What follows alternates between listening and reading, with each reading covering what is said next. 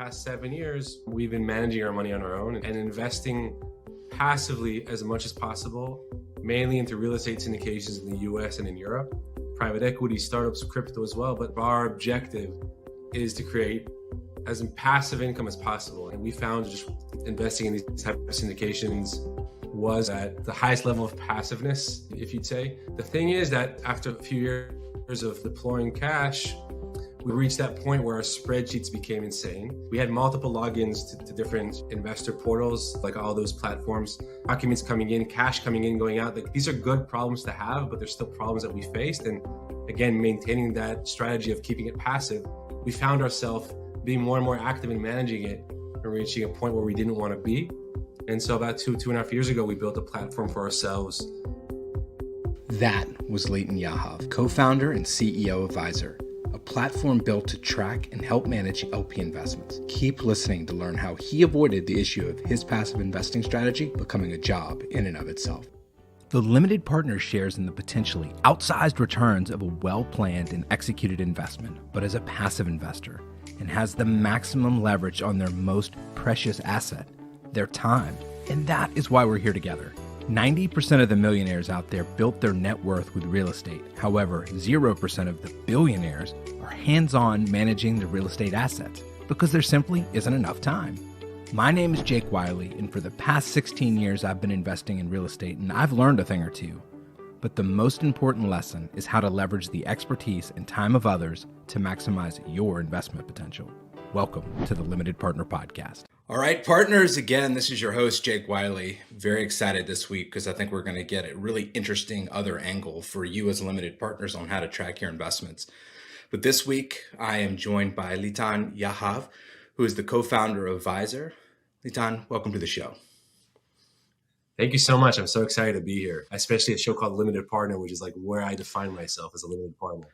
Yes, we had a brief chat before we even got the show going. So I'm excited to get into it because what I was saying before is that on the Limited Partner episode 26, we had Brandon Sedloff in, and he was talking about good general partners really need a software platform to manage all of their investors and their investments.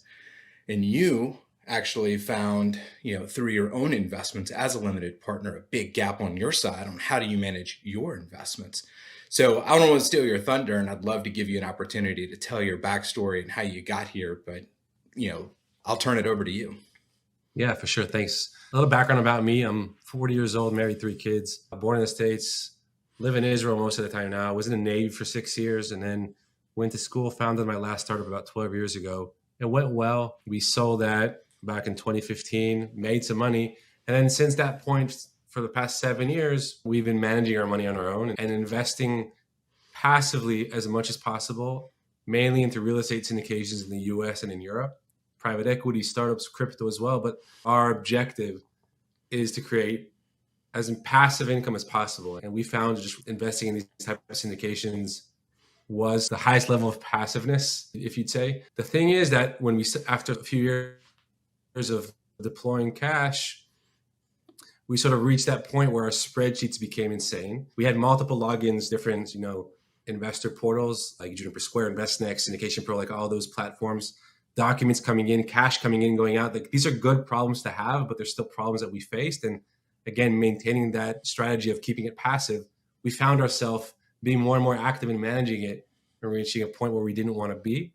And so about two and a half years ago, we built a platform for ourselves to sort of automate and streamline that whole process of managing our investments, managing our money, just automating as much as possible, understanding where it was in the past, where it is in the present, and where it will be in the future, and linking in bank accounts, and just as much as possible to sort of keep it passive. And so we ended up building a platform for ourselves that a bunch of friends and family wanted to use as well. This was like 2.5 years ago.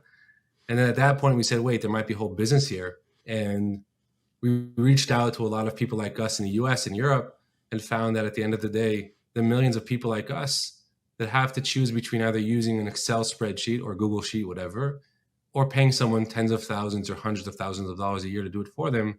And at that point, we said, well, screw this. Let's just turn this into a business. And we raised money about 1.5 years ago, founded Vyzer, and super excited where we're at today with an operational platform, a few hundred beta users playing around with it. And it's super exciting because we're bringing a lot of value to people like us. And we don't use spreadsheets anymore. We just use this. And so that's sort of a quick background about what led us to where we're at today.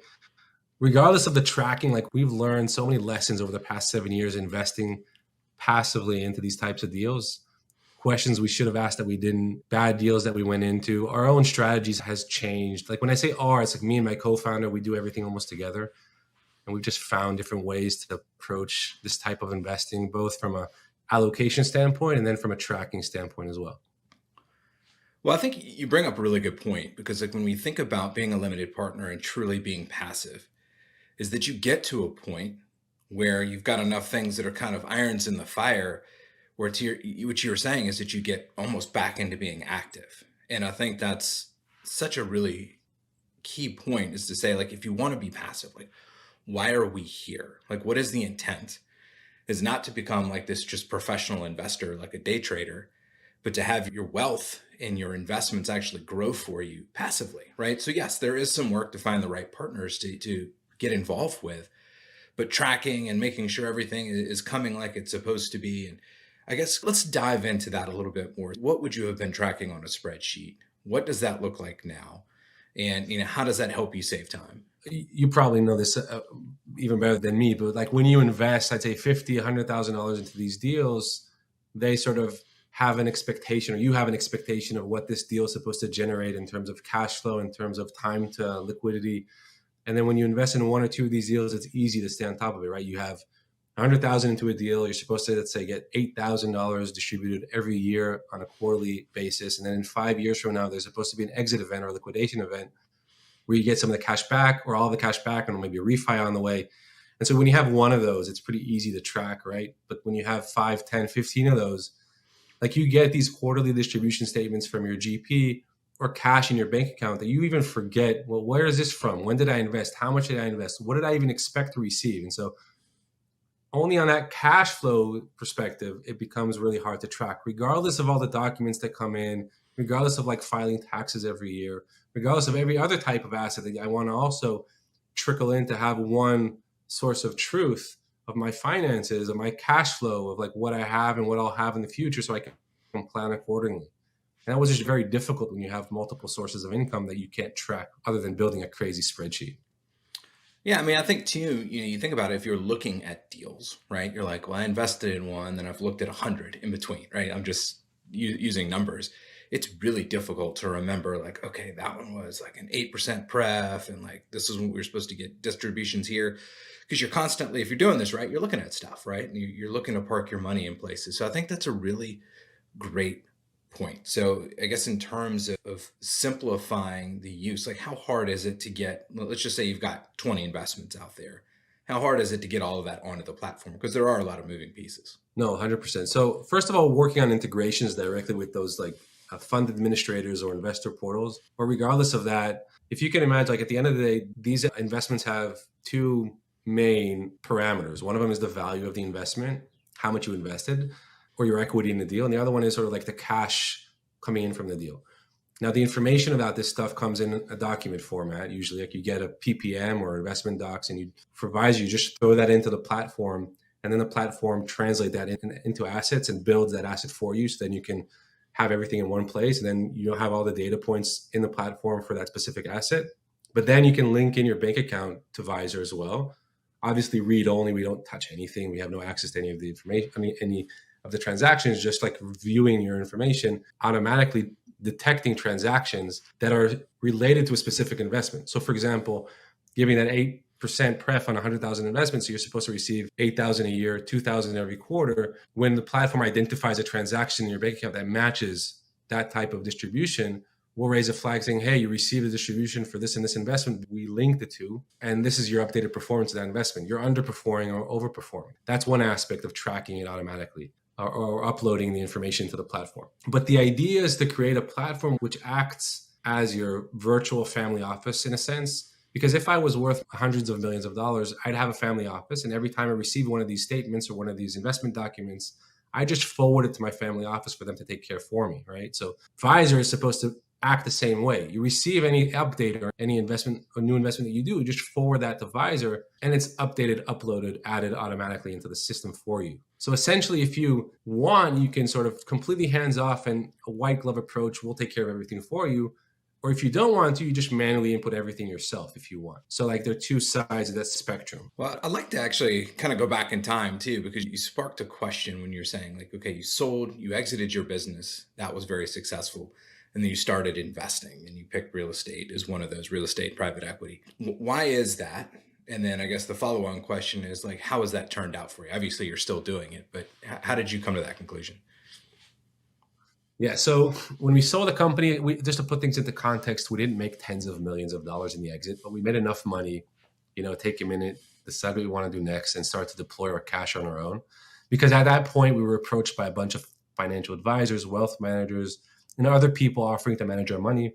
But we said, well, why don't we try to do this on our own and see what happens? And the thing, like I said, I'm based in Israel. And in Israel, the weird thing is that every second person in Israel does passive real estate investing abroad. So everyone knows a guy that's an operator, a sponsor, a syndicator that does real estate abroad that raises money from other Israelis. And so either in multifamily value add type deals, but even single family sort of deals. So like our first two investments out the gate were two single family homes in Ohio that were a disaster for us. And they were a disaster on multiple measures, but mainly because it was two doors that we actively managed. Although we had a property manager managing for us, there was a lot of things happening, bad tenants, issues with the municipality, just a lot of issues. And we said from that point on, we're not going to do this anymore. We're not going to invest actively in any single doors, any single families.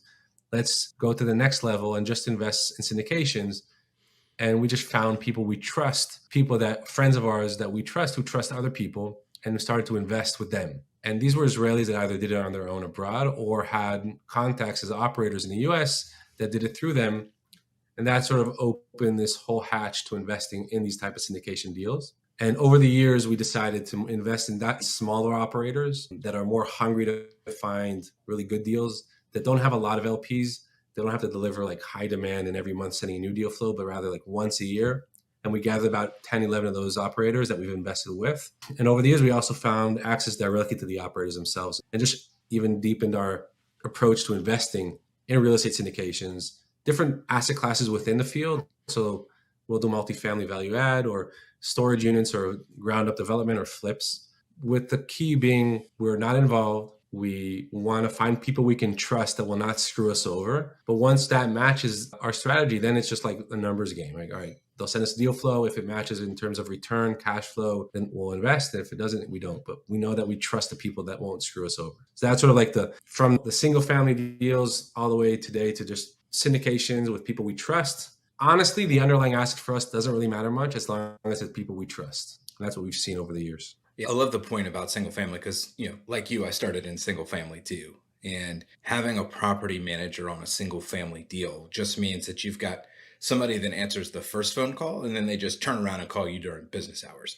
Right? It's not a real hands-off activity. Exactly. No, there's just so many people that invest in rental properties that sort of preach, yeah, this is passive income. But I don't see how that's passive income if you have to be on a call and solve issues with tenants or with other issues. It's like, that's not passive in my mind. Yeah, you get advantage of leverage and maybe the upside is big, but so much in my mind work that it's just not worth it for me. Yeah, I mean, I think, we've talked about this on the show a bunch, right? So my experience in the transition that I've gone through in the limited partner community is hoping to help people avoid that, right? Because it seems logical that if you want to get in real estate, let's say you're out in the market and you're searching, you believe there's something better than just stocks and bonds and hoping and praying that the market's going to go your way or the management of this company is going to just do a rock solid job. And you're looking for something else. So, a lot of people, 90% of the people out there that are millionaires made their money in real estate, right? So that's a pretty well-known fact. But the point is that when you get into real estate, if you are a highly paid individual, if you're an accredited investor, like chances are you've got a source of income that you're then like trading time for, right? And this is the issue that I found is that I was trading time to do like $10 an hour work, like the tenant calls on Saturday and you're like, hey, the toilet's plugged up. And you're like, oh my God, I got to go deal with this. First of all, I got to take the call, right? So that's time. Then I got to go deal with it. I cancel vacations because of this, or I had to come back early to deal with stuff. And that is not passive, right? It's not passive. And then when you find is that when you get into this kind of real passive, you're working with syndicators, you're working on larger scales, you're basically handing the keys over to somebody else that is a professional in this space, that has property management, they have scale, and then they actually make you the same returns, if not better than you could have done with your single family. and you really don't have to do anything other than find the right people that you trust, right? So what other mistakes, you alluded to this, you said you made some big mistakes. What other mistakes as limited partners should we be looking out for? Yeah. So, I mean, maybe a mistake is a harsh word, but I think things to ask or questions that we didn't ask, like from getting out the door. One of them is sort of asking, like, what happens in refinance situations? Because, and this is very weird because each operator has a different approach to what happens when there's a refi. So let's say you invest 100,000 into a deal that's supposed to have 8% pref. Now, first of all, not everyone views the 8% pref as the 8% annual cash flow. Many people think it's the same thing, but it's not. But let's just say in this case, it's the same thing. So you're supposed to get 8% annual cash flow as well. But then there's a refinance event after 2 years that you receive out of the 100,000, 70,000 back. Now that's amazing, right? You just got cash out, but you still have equity in the game. But now what happens to the annual cash flow? Like, is it 8% based on the remaining 30,000? Is it on the initial 100? Is it whatever they can distribute based on your prorate holdings within the partnership? It's something that sort of we've seen every operator has a different approach to. I can't say there's one source of truth on this. Personally, what I think is best practice is based on the equity you have in the deal. But if there's excess cash to distribute, then it should be distributed as well. But that's like a question and it also says something about the operator, because I've asked operators about this, and some of them will say, well, you know what? I don't know the answer. I'm gonna have to check. And that also says something about the deal and their operator, right? That means that if they haven't done this before, what does that mean about their experience? And that's only about refi, right? There are a bunch of other stuff. So that's the question that we've been asking. The second thing, and this I think is very subjective, because, and I think I mentioned this, like when I invest and I hear that this operator has a huge operation of sort of investor relation people, whatever, like nice offices and stuff like that, for me, that's usually a turnoff, because that means that they have a very large pool of investors that they need to impress. That also means that they have a lot of people that they need to bring deals to the table for. So that means that they have to find deal flow more extensively than smaller operators. And then, I mean, it's just a numbers game. Like one of those deals is going to fall through. And so, and I'm not saying this is right or wrong. I'm just saying for me, that's something that's usually a place that I don't want to be in. Yeah, for sure. The risk is lower because that means there are many people that are looking into deals. And if there's a lot of LPs, then they can also have access to really nice deal flow maybe. But for me, I prefer the smaller, hungrier GPs that bring one or two deals a year. They're usually going to like go all in and work their asses off to make sure these deals go through and then they perform well and that the LPs are well paid. So different, that's again, it's not a mistake, but sort of a strategy that we've defined ourselves as more comfortable with. I'd say the biggest mistake was the initial thing that I mentioned before, was investing in these single doors and not diversifying over hundreds of doors when you can put the same amount of money into a syndication as opposed to putting into a single family home. Yeah, so that's sort of the way I see it. Okay, well, I got questions on all of those for you, but we'll start with simple one, going back to the single doors. What was that transition point? Like, because I think you're not alone. Like I said, this is how I got into real estate investing, and I'd never like trade that experience. But how did you make that transition? What was it that said, okay, like, let's go do this? Was it just the size of it? Was the accessibility of it? Like, how did that work? No, I mean, first of all, it was the fear of repeating the same mistakes we did with the single family homes that we didn't want to repeat. And that point was at, I think it was a tenant leave, and this was like a $60,000 property, and we had a tenant leave and cause damages of like $6,000. Like freaking 10% of the property just needed to be put back into it. And then we're like, I don't want this to happen again. Like, all right, yeah, maybe it's bad luck. Maybe we were wrong in this neighborhood, but why would I want to take that type of risk? Let's find alternatives. And again, during this whole period, we looked at other alternatives simultaneously. Like we weren't only focused on single family from the get-go, we were always looking at different alternatives. And when we found sort of multifamily syndication type deals where instead of having excess or exposure to one door, you can have exposure with the same amount of money to multiple, we said, well, it's a no-brainer. Let's just go in that direction and stop investing in these single family deals. And we only got rid of these two houses like a year ago. It was really hard and we lost money on those deals. And we just decided not to go back in that track ever again. Yeah, I hear you. I think I sold most of my single families last year, so it was a good time to finally sell them. I think, one of the things we were talking about is the difficulty of being a limited partner, especially when you get into more and more investments, which is hence the reason for the platform. And I want to go on to your point about what happens with a refi, right? So let's take your example of you put money in and you're thinking, hey, this is a 5-7 year deal. And I'm expecting an 8% pref, and we're just using round numbers, folks. But year 2, they do a refi and you get 70% of your money back. And again, like there's some excitement of getting it back, but that's actually more work for you, right? Like you expected your $100,000 to be at work, and now you got $70,000 of it back, plus the annual pref that you got ahead of time. You got to then go find a place to put that to work, right? Because if it's just sitting on the sidelines, it's not working. So that is more work for you. And I think that's a really great point about what happens when you put money to work. Are they just looking to refinance as soon as possible and get it out of it? Did I articulate that well? Yeah, 100%. And it's like, again, it's good things. These are good problems to have. But like even one situation where we face is that we weren't even notified by the operator that we're going to get our money back. We just saw $70,000 in our bank account. And I'm like, wait, what's this? Where's this from?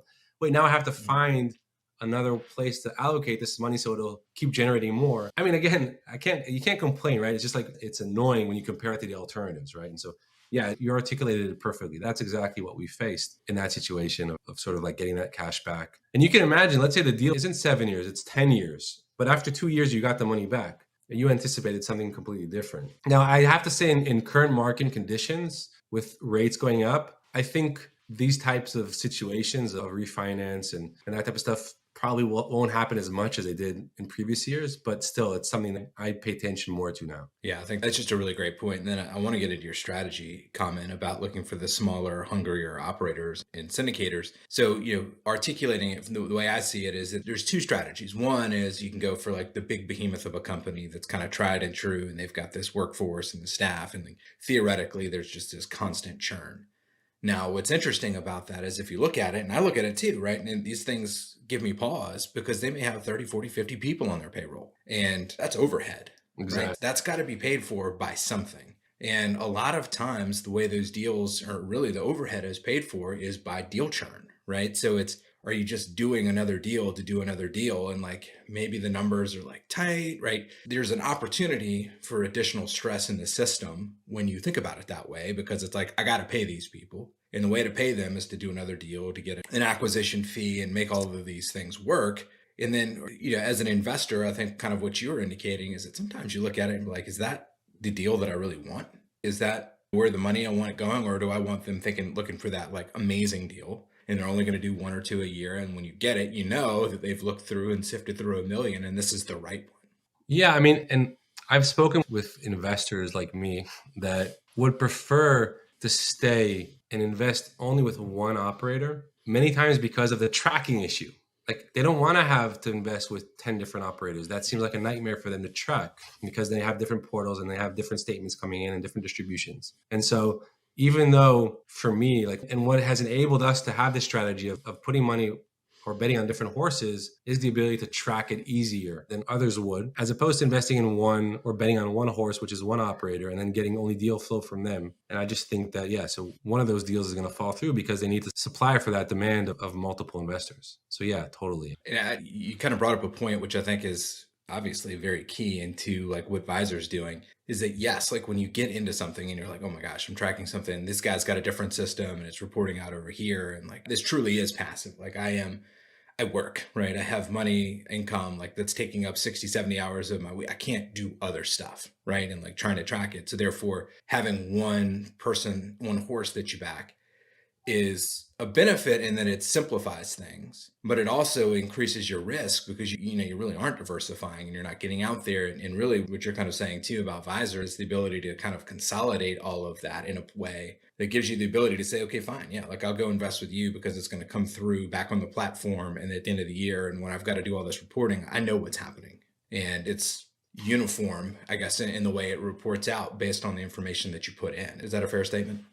Exactly. Yeah, I totally agree with that statement. Well, I think that's, it's really important. And you brought up some great points and some nuances that we really haven't covered on the show. One, obviously, like having a LP platform could be a real value add to your strategy for a variety of reasons, which we've just discussed. And then two, some of the mistakes in the way you look at deals and potentially look at sponsors differently than a lot of the other guests that I've had on the show. They're like, hey, I'm looking for a guy that's got a huge track record. They're churning out things. And you're looking for maybe, some of those scrappier guys. And I think the reasoning behind that is fantastic. But is there anything else that you want to cover to make sure, or basically to make this conversation complete? Yeah, I think that just to cover that, because we have always liked investing in the smaller GPs, one of the things that have become difficult is finding these people, right? And so you speak with many other LPs like us, if you guys can recommend other investments that you've done. And so like one of the things we're integrating into Vyzer, and obviously if people can opt out of this, but because we have multiple people like us that use Vyzer, there's a lot of information that people can then share between each other anonymously that would help us make better decisions as to where to allocate our money. So for example, if I'm invested into a fund XYZ and there are 50 other people in Vyzer that are also invested in this fund, then Vyzer can then display the number of people that have invested in that fund and create a whole dynamic that people can interact with each other about that fund without any conflict of interest, just based on their experience investing in this fund. And that can go to any type of investment vehicle and any type of investment fund. I mean, essentially, we can also even show the performance of those investments anonymously, of course, if people want to opt out. Again, it's important to emphasize that because many people have these non-disclosure agreements where you cannot disclose your performance to other people. But let's say you overcome that and then people want to use Vyzer to share that information with other people. You get this fully transparent platform that enables us to get access, like as LPs, to information that otherwise is unavailable, right? Because I've spoken with endless GPs and asked them for recommendations, and they'll connect me with 5 other LPs of theirs. But I don't know if those LPs were in good deals or bad deals, right? So Vyzer will be that place where no conflict of interest. You can see where other people are actually investing in and communicate with others and understand their experience from those investments. So that's like the sort of where we're trying to take this and bring the most value to LP investors like us. Well, I personally love that, right? Because I think about the limited partner, the podcast, the community that we're trying to create is a safe place, right? Where can you go to get information on how to do this, how to do it right, how to not make mistakes, how to be a professional and not get sucked into like what you're mentioning, like being active in this, because like either you'll do it and it'll just suck up all your time or you won't. And the idea is like, how do you do this well? How do you do this efficiently? And one of the questions we get a lot is, well, how do we find the right people to invest with? And, you know, my seat, I'm trying to be very cautious about like pointing people in specific directions because I'm not an investment advisor. Really, this is about education. But if there's a way, you know, using your platform like Vyzer where you can get kind of a non-competitive intel on, you know, potential GPs that like other people are working with successfully. And it's not a place where it's like, hey, I'm brokering this information, right? Like you're taking a cut. It's more of like, yeah, come on, be a part of the community. I think that's fantastic. Exactly. Yeah. And we're always going to be pro LP, never going to have any interaction with GPs, never going to take anything. The business model of this, which is important to emphasize, we're going to charge a membership fee, like flat membership fee for the platform to make sure we're always only pro one side of the equation, which is the investor, and never sort of have any conflict of interest with regards to pushing deals, to getting anything for anyone else other than the people we bring value to, which is the investor. Well, that's fantastic. Well, Litan, thank you so much for all the information. I think this has been a great show. I like to end every conversation with a bit of gratitude, give you an opportunity to give thanks to somebody that maybe gave you a leg up along the way that maybe you didn't deserve, but the floor is yours. Yeah, well, first of all, I mean, I totally appreciate being on the show and having the opportunity to share my story and what we're building at Vyzer. So first of all, Jake, thank you so much for this. I think one of the first people we spoke with in this sort of like investment, like a real estate community, he's a fellow podcaster as well. His name is Yona Weiss. I don't know if you know him or not, but he's been awesome and he's helped us from the get-go. So I'd want to just convey a lot of gratitude to him.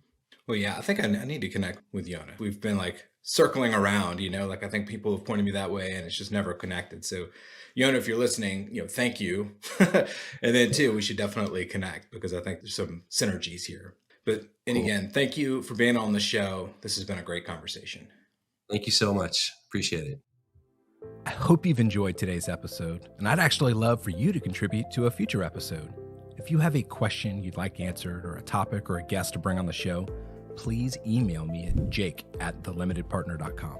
Now I realize there's a lot of lingo that's thrown around on these shows, so I've created a cheat sheet for you with the top 26 terms that come up most often. Head on over to thelimitedpartner.com/lingo for the list. Enjoy, and we'll see you next time.